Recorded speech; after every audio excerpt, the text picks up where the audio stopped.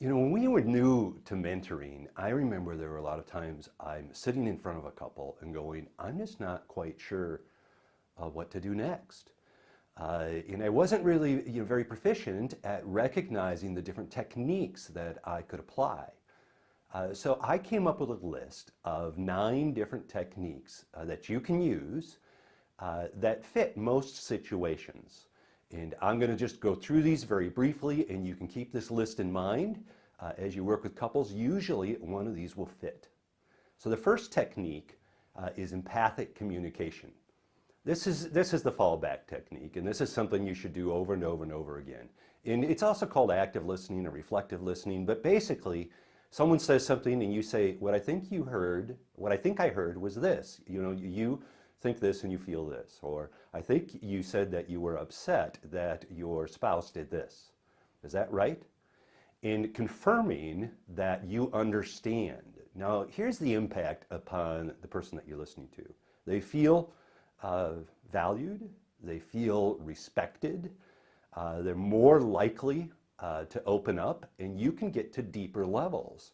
And plus it helps you to understand, and it understands actually where they're at. And this is something that you should be modeling for couples that they can use with each other.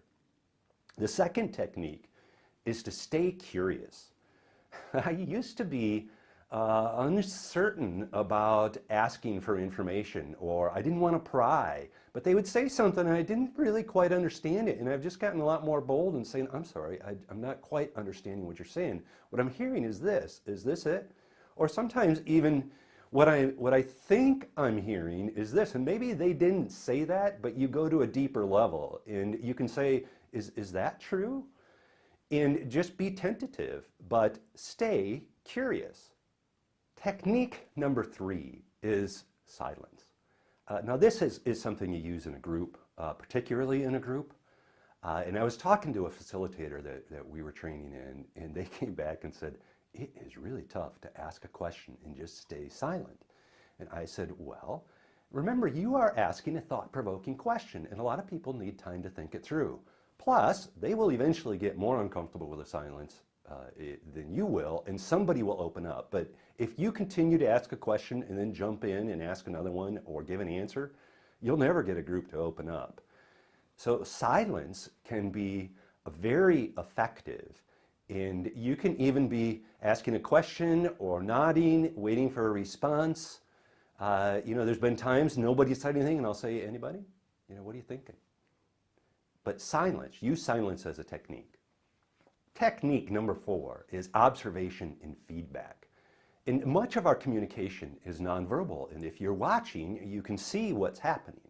So here's what I do. First, I observe what their behavior is. 2, I reflect back what I think that I'm seeing, or maybe what I'm hearing. But then 3 is interpret the underlying dynamics.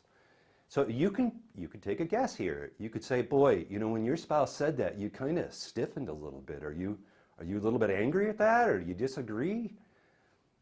Or you can use this technique. Oftentimes we'll let a couple talk to one another, and sometimes they'll be arguing, and it gives you a chance to see what conflict looks like. And then I'll say something like, is this kind of typical? They'll go, yeah, this is what we do. And I'll say, what I saw was that you would criticize and you would defend, and then you'd counter-criticize, and then sometimes there'd be a counter-criticism. Is that what's happening here? And is that fairly common? But they could then recognize some of their patterns. So observation and feedback, very important technique. Technique number 5 is outcomes. If someone has actually is committed and they want to change, then you can work on very practical steps of how to change. So you focus on outcomes. What would you like to achieve? Well, we would like to fight less. Well, that would be an outcome, and you could set up specific steps in order to get there. Now, the next technique is a follow-on to outcomes, and that is pushing them to be concrete. Oftentimes, the outcome, typically, is fairly broad. One woman that we had just said, I just want to feel loved. And her husband looked like he really wanted her to feel loved, but he didn't know what to do. And we said, well, what would be just a real practical expression of that he could do this week. And she said, well, if he would just not shout from one level of the house to the next level. And his face looked so relieved. He said, I can do that. I'm happy to do that. I said, okay, so it would show respect to you then if he were to come in the room and talk to you. And she said, yes, that would show respect and love for me. And he worked on that, in that they took a step forward. It was one behavior that they could do. But push them to be concrete. The other thing on being concrete is that I want them to be successful. And oftentimes they will say something like, well, we're going to spend time together this week. And I'll say, okay, how much time? And they'll go, well, we're going to spend an hour a day. And I'll say, well, is that kind of what you've been doing? How much do you spend? They'll go, well, we don't really spend much time together. I said, well, I want you to be successful. Next time we meet, I don't want you to have failed at this. So maybe over the next week, you could spend 2 days where you spend an hour a day. Would that be realistic? And they go, yeah, I guess so. And I said, look, if you get to 3 or 4, then you're an overachiever. That's fantastic. But at least you'll have taken a step forward and it will be slightly better. Technique number 7 is skill building. Especially when it comes to communication. We do this all the time. And when we hear something, and particularly if I see someone react, I'll say, would you just turn to your spouse and repeat what you're saying, your thoughts and your feelings to them. And spouse, would you please repeat back what I think you hear, what you think you're hearing? And I'll have them practice the empathic communication. And we do this fairly frequently, and we've had some people do it great, but we've had other couples that go, wow, that is just really hard. Or they'll revert to their emotional triggers, and they'll react and start launching into criticism and defensiveness. But then we can explore, well, what caused you to react so much? And what were you feeling at that moment? Again, it is helping them to recognize their patterns. Technique 8 is to get spousal input, and I do this all the time. So when somebody says something, I don't assume that their spouse agrees with them. They may have a different perspective.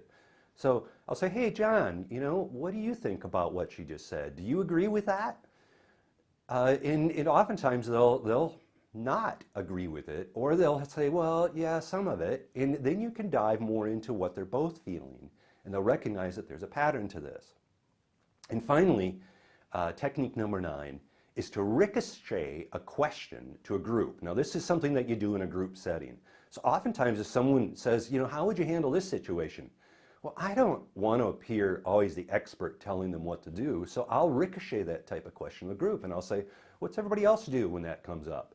And we'll get a lot of different feedback, and then you kind of aren't the one saying this is the way you do it, but rather, well, here's some different options, and here's what other people have done. So ricochet the question to the group. So hopefully this list of 9 techniques is just something you can keep in mind. When you feel stuck, think back on that list, and I bet one of them will apply.